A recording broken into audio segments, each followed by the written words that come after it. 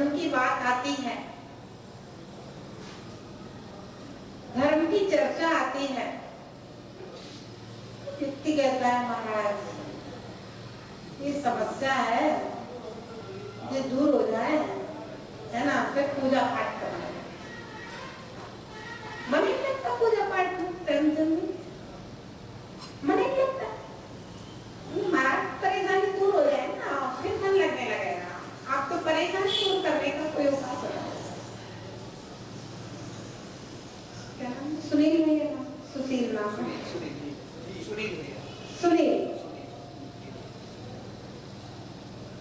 ये परेशानी दूर हो जाए सतीश भैया, फिर वो लड़का पड़ जाए, फिर लड़के का ब्याह हो जाए, फिर नाती पोता हो जाए, उनके भी ब्याह हो जाए, उनके भी ब्याह हो जाए। लक्ष्मी जी लड़का को ब्याह भी होगा, नाती नातन भी हो गए, अब उनके भी ब्याह हो जाए।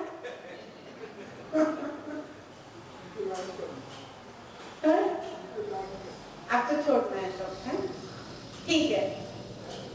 घर में रह करके साधक बन करके 3 प्रकार के श्रावक सागाव धर्मामृत में बताए, पाक्षिक,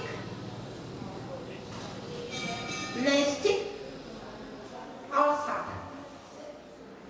पाक्षिक श्रावक तो भी बताए जो अविरत सम्यक दृष्टि है, धर्म का पक्ष रखते हैं, जिन शासन का पक्ष रखते हैं, जितना होता है करते हैं, नहीं होता है तो नहीं करते हैं, लेकिन पक्ष पूरा रखते हैं, श्रद्धा पूरी रखते हैं, सम्यक दृष्टि है, चतुर्य फिर पाक्षिक श्रावक अविरत सम्यक दृष्टि। जितना बनेगा उतना करेंगे, और संडे संडे अभिषेक करने आए और नहीं भी आए, पर्यूषण आए, लेकिन पक्ष पूरा रखते हैं। अभी अभिषेक पूजा रोज करना चाहिए, ऐसी मेरी धारणा है। जो कर रहे हैं वो बहुत अच्छा कर रहे हैं, हम नहीं कर पा रहे हैं तो ये मतलब हमारा प्रमाद कर लीजिए, जो भी है मतलब पक्ष रखने वाले हैं, और जितना बनता है उतना करते हैं, नहीं बनता है तो नहीं करते। वे कौन है? पाक्षिक। नैष्ठिक 1 प्रतिमा से लेकर के 11 प्रतिमा वाले नैष्ठिक, घर गृहस्थी का पूरा काम करके और व्रती बन करके और पूरी व्रतों का पालना करते हैं, वो नैष्ठिक श्रावक है। साधक कौन होते हैं? 3 प्रकार के सागाव धर्मामृत से साधक भी होते हैं जो घर में रह करके आरंभ परिग्रह को बिल्कुल त्याग जैसा करके, त्याग तो नहीं कहेंगे, त्याग जैसा कहेंगे, करके अपना दिन भर अपना धर्म ध्यान में ही रहते हैं, घर में रह करके, वो साधक कहेंगे। साधक का एक उदाहरण आता है, महाबल नाम का राजा था आदिपुराण से। जब मंत्री ने उनको पूरा बता दिया कि आपका ऐसा ऐसा 1 माह की आयु रह गई है और तो उन्होंने अपने बेटे को राज तिलक करके और अष्टालिंग का पूजा और वो सब अपने राजमहल में रह के ही सारे राज्य कार्यों को छोड़ करके अपना दरमियान पूर्वक 22 दिन की उम्र रह गई थी, 22 दिन गुजारे और अंत में सब इतना समझ। ये साधक जीवन का उदाहरण है। एक और बीना वाले नमक वाले दादा का नाम आप लोगों ने सुना होगा। आज उसी के सब में अक्सर आते जाते थे, बीना के नमक वाले दादा थे। उन्होंने अपने सारे घर गृहस्थी के काम छोड़े, दिन भर अपना धर्म ध्यान स्वाध्याय सामायिक करते थे। फिर शाम को वो 2 घंटे का समय अपने परिवार के साथ में रात में 8 बजे से लेकर 10 बजे तक बैठते थे। बोलना, बातें करना, व्यापार संबंधी सलाह मशवरा, घर संबंधी सलाह मशवरा, सबके लिए उन्होंने 2 घंटे फिक्स कर रखे थे शाम को, और बाकी 22 घंटे अपनी क्रियाएं, अपना स्वाध्याय, पूजा पाठ अपने उसमें करते थे, व्यापार सब छोड़ कर। तो इस तरह से साधक होते हैं जो घर नहीं छोड़ पा रहे हैं। घर छोड़ना साधक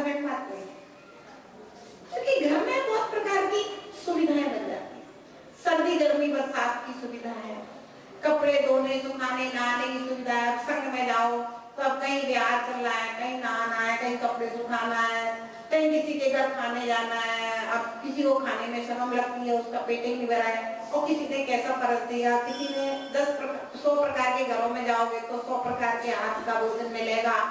तो ये सब चीजें हैं, सबके लिए एडजस्टमेंट बस काम नहीं है।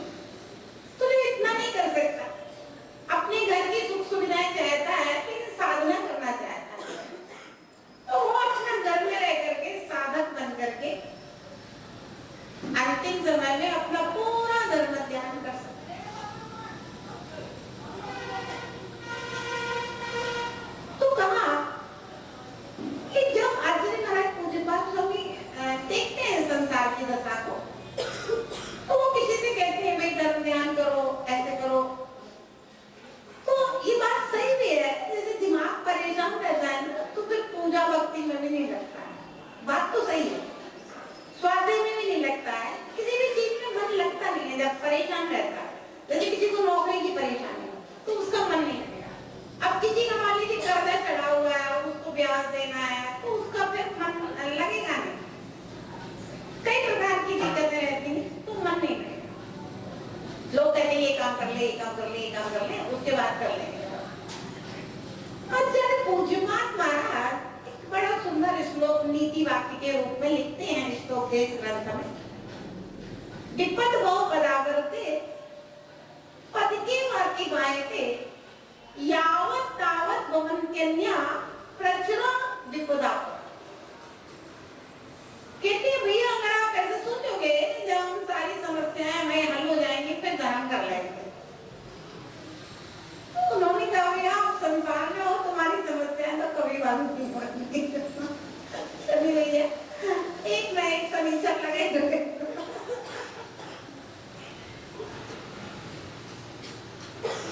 शांति कभी नहीं होगी भैया, कभी नहीं होगी शांति। वो लिखते हैं विपद भाव पदावर्ते, भाव पदावर्ते संसार के परिभ्रमण में विपदाएं बोलते हैं। और भी कहते हैं जैसे अरहट होता है, आजकल तो अरहट वरहट होता नहीं है, पुराने जमाने में कभी होता है, देखा होगा आप लोगों ने। तो इधर कहीं गाँव में इधर उधर एक बाल्टियां बनी रहती है, एक बाल्टी खाली होती है, वो ऐसे घूमता है तो दूसरी भर के आ जाती है, फिर जब तक वो खाली होती है तब तक तीसरी भर के आ जाती है, वो खाली होती है तब तक और ऐसे सिस्टम चलता रहता है। रहट का सिस्टम है ना, एक खाली होगी तो और 4 भर के आ जाएगा। ऐसे संसार की होता है। यदि आपकी एक परेशानी दूर होगी तो भी दूसरी 4 परेशानी आ जाएगी, और जब तक आप उनको 4 को दूर करोगे तब तक पंडित जी को और 4 आ जाएंगे। जब तक उन 4 को दूर करोगे तब तक सतीश भैया को और 4 आ जाएंगे, प्रकाश जी को और 4 आ जाएंगे। और ऐसी परेशानियां दूर करते करते हमारी पूरी जिंदगी पूरी हो जाएगी। हमारे लिए धर्म ध्यान के लिए कभी समय मिलने वाला नहीं। एक ना एक तकलीफ आएगी, क्योंकि इसी का नाम संसार है।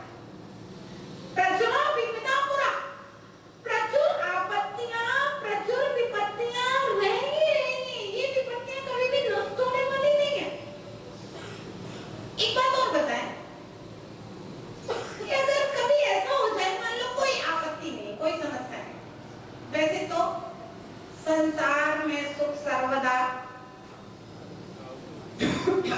काहू को ना दिखे। कोई तन दुखी, कोई मन दुखी, कोई धन दुखी, कोई ना कोई प्रॉब्लम रहेगी। और कदाचित मनीष भैया अगर कदाचित मानिए धन संपत्ति की है, किस्मत से बेटा भी अच्छा है, पत्नी भी अच्छी है, किस्मत से बहू भी अच्छी आ जाए, आप लोग मान लो आपके नाती नता भी मान लो होशियार, देखने में सुंदर, पढ़ने में होशियार, सब चीज में है, सारी मतलब आपके लिए सुख सुविधा है। उसके बाद में भी हमारी महत्वाकांक्षाएं कभी भी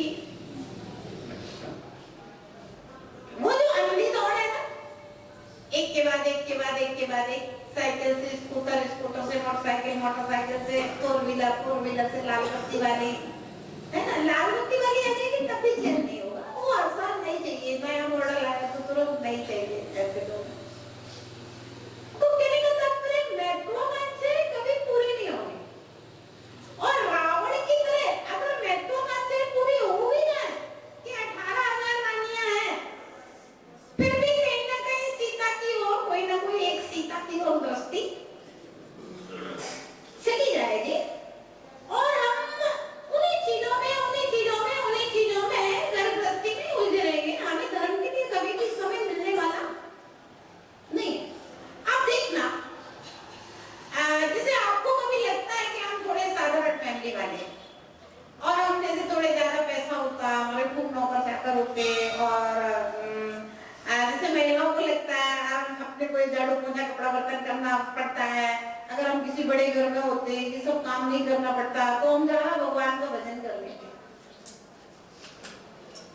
सोच ऐसी होती है। लेकिन आप कभी धनवान घर की महिलाओं को देखना, जो बहुत पैसे वाले घर की महिलाएं हैं उनको देखना आप कभी जाकर, जैसे मिलने जुलने वाले तो सबके सब प्रकार के होते ही हैं, आप कभी उनको जाकर के देखना। आप अपने घर का काम फटाफट करके भगवान की पूजा करने आ जाते हो, है ना, और बचा हुआ जाके कर लो। लेकिन जिन लोगों के घर में ज्यादा नौकर चाकर लगे रहते हैं ना, वो ज्यादा बंधन में रहते हैं, वो मतलब उनके दूसरे प्रकार के काम रहते हैं। आपको तो ये में छोटा सा घर है, फटाफट झाड़ू पोंछा कपड़ा बर्तन किया और जी चले मंदिर चले, अपने डाबिया उठाए, अपने पूजा के बर्तन उठा के दे चले।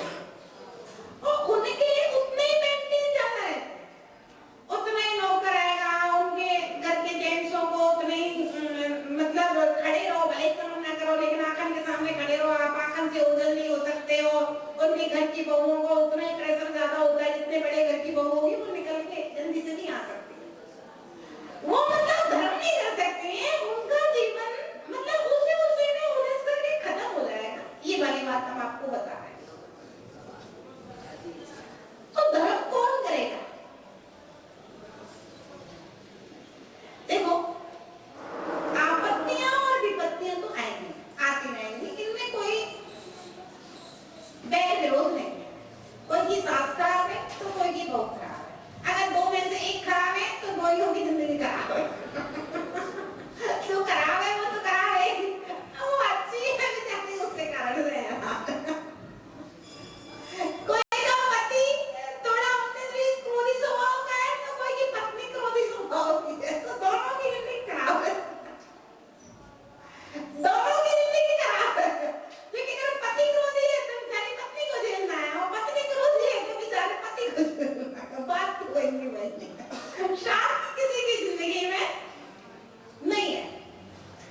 लेकिन फिर भी जिनके जीवन में तत्वदृष्टि होती है वो बहुत सारी विपरीत परिस्थितियों में भी अपने कार्यों की सिद्धि करते हैं। ये बात जो हमारी मूल है, जो हमसे कहना चाहते हैं, वो बात बस इतनी सी है कि बहुत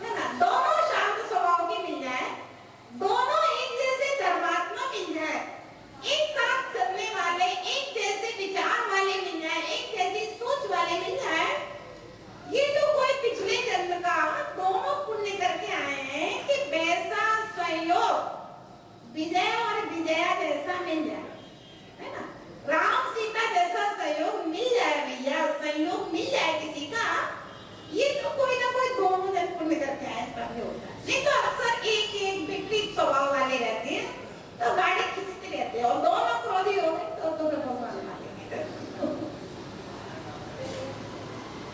तो कहते हैं कि सुकरात तो बहुत शांत स्वभाव तत्वदर्शी थे, दार्शनिक हुए, उनकी पत्नी बहुत क्रोधी स्वभाव, शिष्यों के साथ एक दिन आए, लेट हो गए, अब पत्नी को आया गुस्सा, दरवाजे खुलवा रहे थे, दरवाजे खुलवा, फिर उसने ऊपर से घर का जो दोन था सो पूरा पटक दिया, फिर भी बेचारे शांत रह गए, खोल दिया, तो ये चलो भैया आज रोज तो गरजती थी, आज बरसात भी हो गई,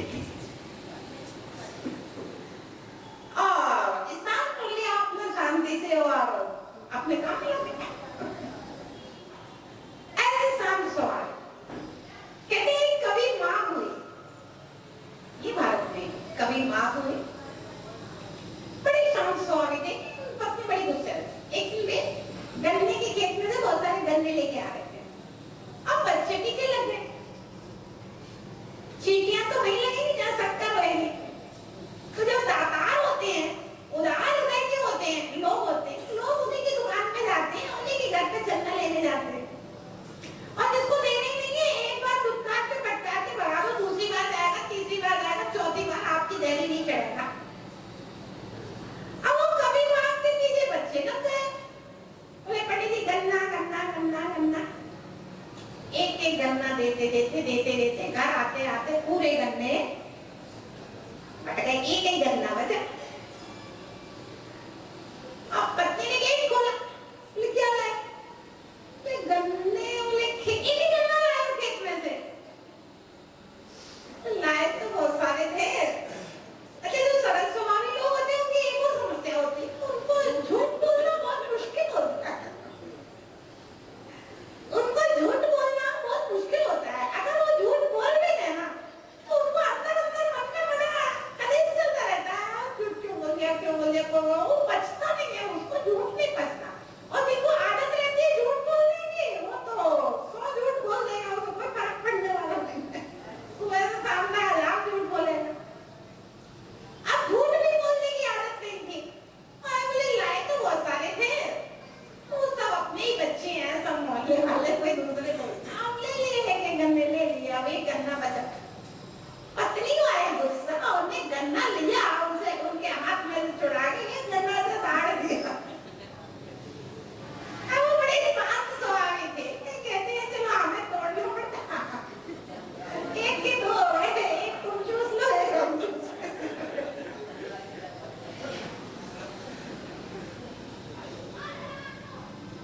अच्छा इतने बड़े कवि थे, उनकी कविताएं बड़ी फेमस थी, कवि होना, कविताएं लिखना कोई साधारण बात थोड़ी ना है। जब दिमाग फ्रेश नहीं होगा, टेंशन फ्री नहीं होगा, तो दिमाग कविता लिखने के लिए, लेख लिखने के लिए चलेगा ही नहीं। मतलब इतनी विपरीत परिस्थितियों में भी टेंशन फ्री होकर शांति से अपना लेखनी। तो कहने का मतलब मेरा ये है, अगर तत्वदृष्टि हो और हमारा कोई लक्ष्य हो, तो हम बहुत सारी विपरीत परिस्थितियों में भी रेल की पटरी के ऊपर अपनी ट्रेन को, अपने जीवन को चला सकते। और मेरे अंदर कोई तत्वदर्शन नहीं है, कोई अपना चिंतन नहीं है, अपना कोई लक्ष्य नहीं है, तो भैया आपका जीवन केवल समस्याओं के समाधान में, केवल टेंशन में उलझ करके आपका पूरा जीवन खत्म हो जाएगा, कुछ नहीं, सार हाथ में कुछ भी नहीं आएगा, सारा खत्म हो जाएगा। अब अपने बारे में सोचो, क्या सोचना है, मैं अपने चाहता हूं, मेरे जीवन के लक्ष्य क्या, मेरे हाथ में क्या है और मेरे साथ में क्या है। हाथ में है वो महत्वपूर्ण नहीं है, वो तो इस तरह का इस बराबर सब धरा। मेरे साथ में क्या है, मैं कैसा जीवन जीना चाहता हूं और जीवन जीने के बाद में मैं अंत में आखिर पाना क्या चाहता हूं। इन सब विषयों के विषय में आप सोचो, विचार। आजकल की जो युवा पीढ़ी है ना, वो बस क्या सोचती है, अच्छी सी गाड़ी हो, लड़की है तो वो सोचती है अच्छा सुंदर सा पति होना चाहिए, अच्छी पोस्ट पे हो या फिर बहुत बड़ा व्यापारी हो, है ना, और ससुराल में या गांव में अकेले रहे या फिर हमें सब प्रकार की छूट हो, कोई बंदिश नहीं होना चाहिए, सास ससुर की और घर परिवार की कोई बंदिश नहीं होना चाहिए, सब कुछ फ्री होना चाहिए हमारे लिए। अब लड़की ने या लड़की ने ऐसा सोच लिया, उसके माँ बाप ने सोच लिया मेरी बेटी ऐसा चाहती है या मेरा बेटा ऐसा चाहता है तो मुझे ऐसी बहू चाहिए, सोच लिया। लेकिन क्या आपने कभी ये सोचा कि मेरे पुण्य में क्या है, क्या मेरे पुण्य में अरबपति खरबपति पति है, मैं इतना पुण्य करके आई हूं क्या, और मैं अगर इतना पुण्य करके नहीं आई हूं, इतना मेरा पुण्य नहीं है, तो भैया ढूंढते हैं ना, बिटिया 30 साल की हो जाएगी, 35 साल की हो जाएगी, जमाई नहीं मिलेगा, और फिर अंत में जैसा 25 साल में 24 साल में मिल रहा था वैसा नहीं मिलेगा। पहले चला के संबंध आ रहे थे और आप संबंध ढूंढते, भैया आप लड़कों का है, बहुत सुंदर पत्नी चाहिए, बड़े घर की चाहिए। अरे अब तेरे भाग्य में सुंदर पत्नी है ही नहीं है तो कहां से मिलेगी, ढूंढते रहना ढूंढते रहना ढूंढते रहना, 35 साल के 40 साल के हो जाना बूढ़े, उसके बाद में ब्याह ही नहीं होता, अब हम लोग नहीं तो फिर सेकंड हैंड दूसरे विवाह वाली मिलेगी। हाँ, तो ध्यान रहे मेरी चाहत क्या है, और चाहतों के लिए हम क्रोध करते रहे, चाहतों के लिए हम नखरे करते रहे, तो आपको अपनी जिंदगी में क्या मिलेगा। कहीं ना कहीं आपको अपने पिछले जन्म के भाग्य, अपने पुण्य के विषय में भी विचार करना पड़ेगा, है ना, और कहीं ना कहीं आपको अपने वर्तमान की परिस्थितियां, लोक व्यवहार क्या चल रहा है, उस विषय में भी विचार करना पड़ेगा, पूरी महत्वाकांक्षाओं से।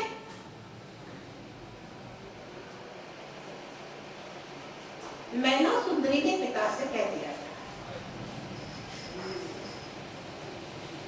जैसा हमारा भाग्य होगा वैसा मिल जाएगा, कोड़ीपति से विवाह कर दिया। फिर भी मैना सुंदरी ने क्या सोचा, अगर मेरे भाग्य में होगा तो इनका ही कोड ठीक करके कामदेव के समान सुंदर पति हो जाए। पढ़ते हैं पंक्तियां, मैना सुंदरी कहे पिता से, भाग्य उदय जब आएगा, कोड़ीपति जो दिया आपने, कामदेव बन जाएगा।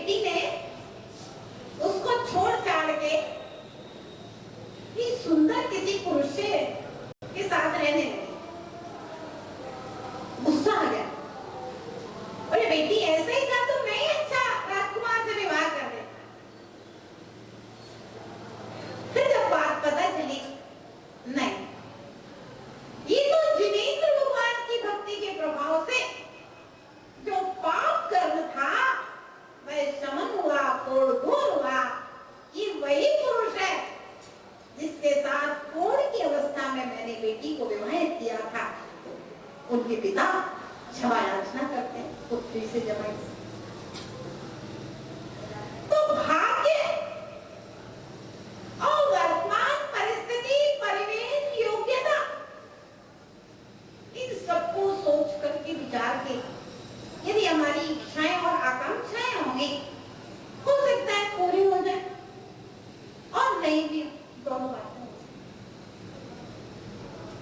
मेरी आकांक्षा मात्र रोटी, कपड़ा और मकान के लिविंग स्टैंडर्ड तक रहेगी तो भाई ठीक है, वो तो इस तरह का इस तरह पर ही रह जाएगा, भोग भाग लो, खत्म हो जाएगा। अब ध्यान रखना, देखिए अब जो अपनी एक झोपड़ी में रहता है वो भी अपना जीवन गुजार रहा है, महलों में रह रहा है वो भी अपना जीवन गुजार रहा है, दोनों के जीवन में कोई खास परिवर्तन नहीं है। अब हो गया, एक चक्रवर्ती बनकर के 6 खंड का राज्य कर रहा है और वह सुभोग चक्रवर्ती सबको नरक में जाता है। और दूसरा अकृत पुण्य बनकर के मुनि को आहार दे रहा है, बार-बार नहीं दिया था, एक ही बार दिया, मुनि को आहार दे रहा है अकृत पुण्य बनकर के। वह धन्य कुमार बनकर के अपने मोक्ष मार्ग को प्रशस्त कर लेता। तो बदलाव लौकिक जीवन में लिविंग स्टैंडर्ड बहुत ऊंचा हो जाए, भोगों की बहुत सामग्रियां संग्रह कर ले हम, ये सब यहाँ तो यहाँ रह जाएगा। और लौकिक जीवन को गुजारते हुए अगर हम अपने जीवन में कुछ आध्यात्मिक उपलब्धि कर लें तो भैया जन्म जन्म जन्म जन्म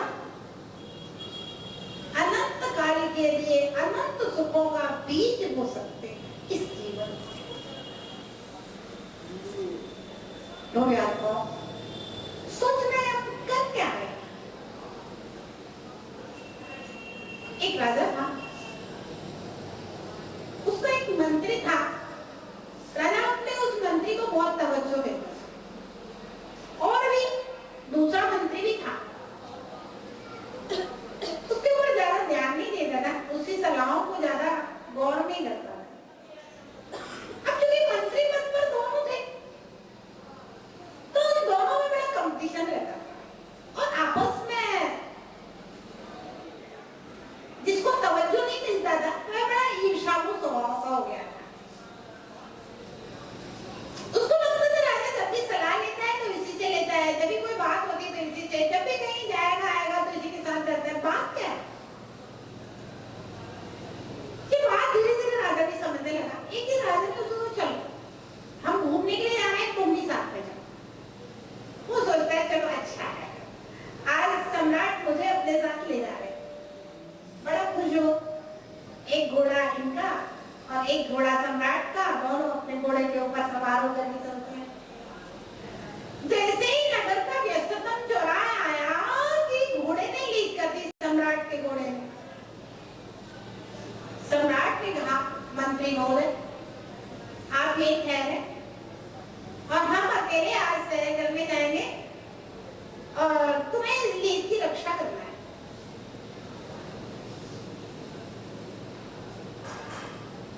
सोचता है फिर वही समस्या,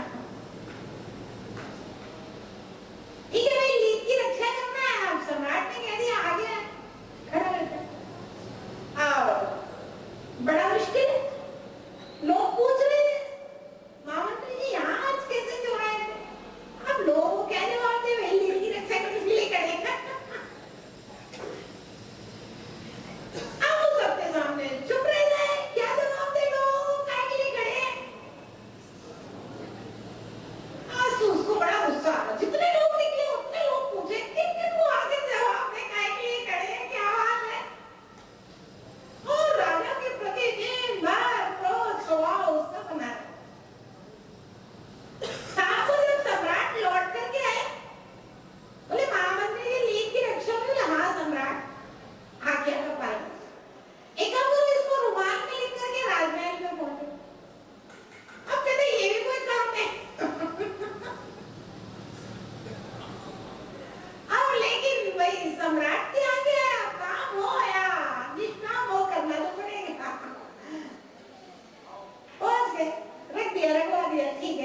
घर जाओ।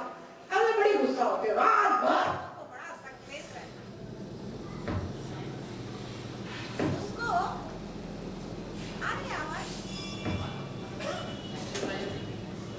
ओ रात भर उस मंत्री को बड़ा संकलेश रहता है। ठीक है भाई, दूसरे दिन क्या होता है, सम्राट के दिन चलो आज दोनों मंत्री हमारे साथ घूमने चलते हैं, ठीक है। अच्छा एकाएक हुआ कि उसी स्थान पर सम्राट के घोड़े ने दूसरे दिन फिर से लेट कर दी। सम्राट ने दूसरे वाले मंत्री को, जो उनका परम प्रिय सलाहकार था, उसको कहा अब तुम यहाँ पर लीड की रक्षा करो, दिन भर यहाँ पर लीड की रक्षा करना, हम इनके साथ भ्रमण करके वापस आओ। अब तो वो जो पहले वाला बड़ा खुश होता है, चलो कल जो का मुझे सौंपा था आज उनको यही सौंपा था, कहते हैं एक की नाक कट है तो दिक्कत है और दूसरे की भी कट जाए तो कोई दिक्कत नहीं। कहते हैं विदेशों में अगर लाइटें जाती हैं तो लोग बिजली घर में फोन करते हैं, इंडिया में लाइट जाती है तो लोग देखते हैं पड़ोसी इसकी भी गई है तो कोई दिक्कत नहीं है, हमारे अकेले की गई है तो परेशानी है, बगल वाले सबकी नहीं है लाइट तो कोई दिक्कत नहीं है। मन में बड़ा खुश होता है कि चलो जो काम कल मुझे सौंपा था वही काम आज इसको सौंप दिया। अब वो सम्राट के साथ भ्रमण करने जाता है, खूब बातें होती हैं। अब यहाँ जो ये मंत्री का खड़ा था, सोचता है लीड की क्या रक्षा करना लीड की क्या रक्षा करना है, इसको कौन उठाने ले जाएगा। वैसे किसी दुकान से स्टूल मंगा लेता है, उसके ऊपर स्टूल रख देता है, खड़ा हो जाता है, बैठ जाता है, थोड़ी देर चौराहे पर चारों ओर नजर डालने लगता है। लोग देखते हैं और सम्राट का महामंत्री है, अरे आप चौराहे पे क्यों खड़ा है, मैं आप नमस्कार साहब, यहाँ कैसे, आज क्या बात है।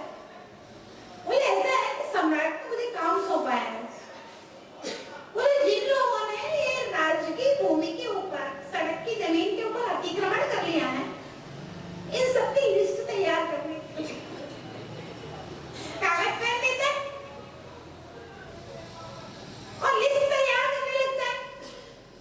अब मेन चौराहे पर बड़े बड़े स्टेटों की हवेलियां और बड़े बड़े स्टेटों की गद्दियां थी, और ये खबर तो तुरंत चारों दिशाओं के लोग आकर के महामंत्री जी क्या बात है, और फलाना लिमाका जी हजूरी मिठाई का डिब्बा और ये और वो और लिफाफा, क्या बात है बताया भी ऐसी बात है। तो बोले क्या करें, अब वो उस समय मकान बन रहा था, ध्यान नहीं रखा है और ये थोड़ा सा अतिक्रमण हो गया है, वैसे से कोई फर्क नहीं पड़ता है और आप हमारा नाम लिस्ट में से काट दो। अब सभी को नाम मिटवा देते लिस्ट में से, और लोगों ने नोट दे करके बोले जितना हरियाणा है उतना जितना जमीन अतिक्रमण किया है, इसकी जितनी कीमत है ना, उतनी कीमत आप रख दो तो हम तो पूरा बाकायदा लिस्ट बना देते हैं और आपके नाम लिस्ट काट के और व्यवस्थित काम करके, जैसे मेरे को छापा नहीं पड़ता है तो भाई कितनी संपत्ति है जिसका आपने टैक्स जमा नहीं किया, उतनी पूरी टैक्स जमा हो जाएगी। बोले आप बता दीजिए कितना कितना है, उतना आप रख जाइए, सम्राट अभी शाम को वापस लौटेंगे तो पूरी लिस्ट में से लोग नाम कट और दूसरे के से पूरा मुआवजा सबने जमा कर दिया है और डेट लग गया नोटों का। सम्राट लौट करके शाम को आया, दिखता है जहाँ लीक पड़ी थी वहां नोटों में ढेर लगे। बोला महामंत्री जी लीक तो लेकर के राजमहल में पहुंची, तो सम्राट लीक तो इतनी सारी हो गई है, ये तो रुमाल में बनेगी नहीं, आपने कहा रुमाल में लेकर के गाड़ी मंगा लो, गाड़ी में सारे नोट भर के हो जाए।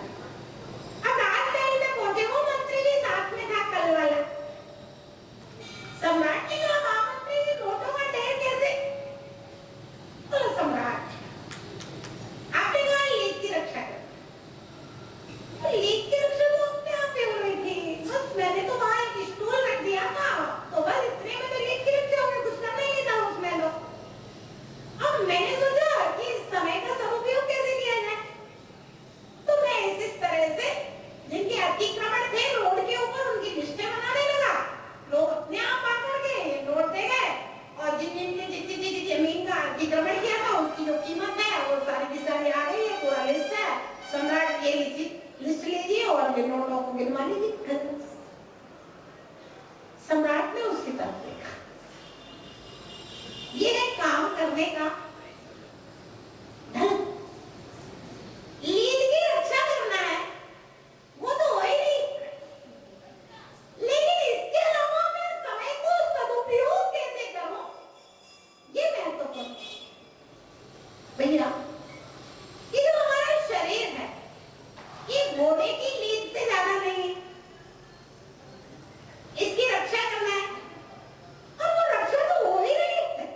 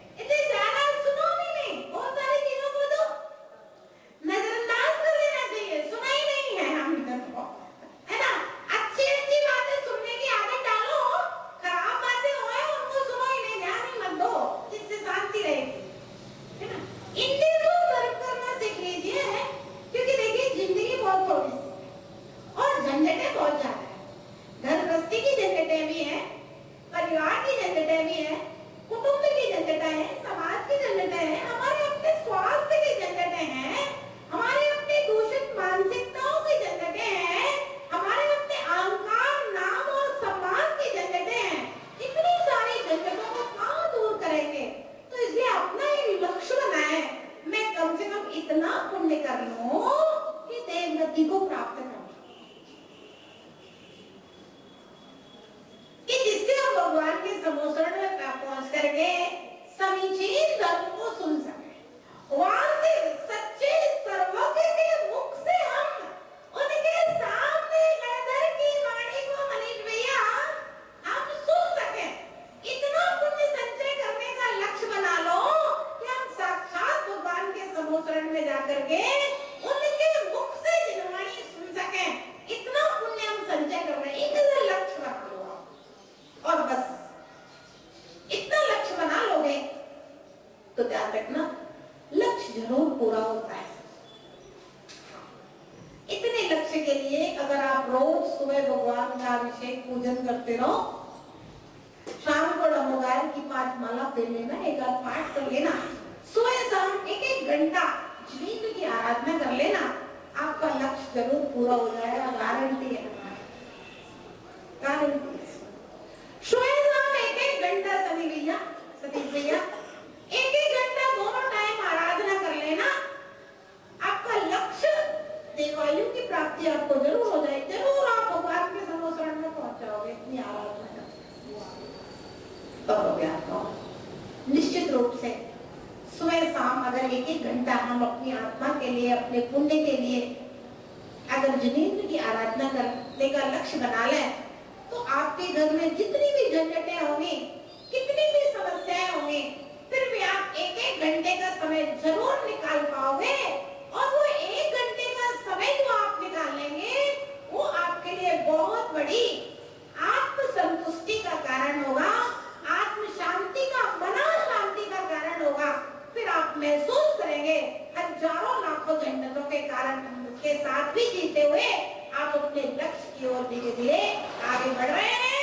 वह शांति आपको और आगे बढ़ने के लिए प्रेरित करेगी और आपका जीवन एक लक्ष्य पूर्ण बन करके एक आध्यात्मिक शैली में धीरे धीरे परिवर्तन हो करके इसी गुरु की कृपा से जरूर एक दिन भगवान बनने की प्रेरणा और भगवान बन ही जाएंगे। तो इसलिए भगवान झंझट है तो बहुत है, लेकिन फिर भी अगर हम भगवत भक्ति और गुरु सेवा का लक्ष्य बना लें तो उन्हीं झंझटों में से समय निकालकर, कल से नहीं, कल कभी आता नहीं, आज से ही भगवत भक्ति और गुरु सेवा करने लगेंगे तो निश्चित रूप से आपको मना शांति, आत्म शांति और परिवार शांति और व्यापार वृद्धि सब कुछ आज से ही शुरू हो जाएगा। जय बोलिए।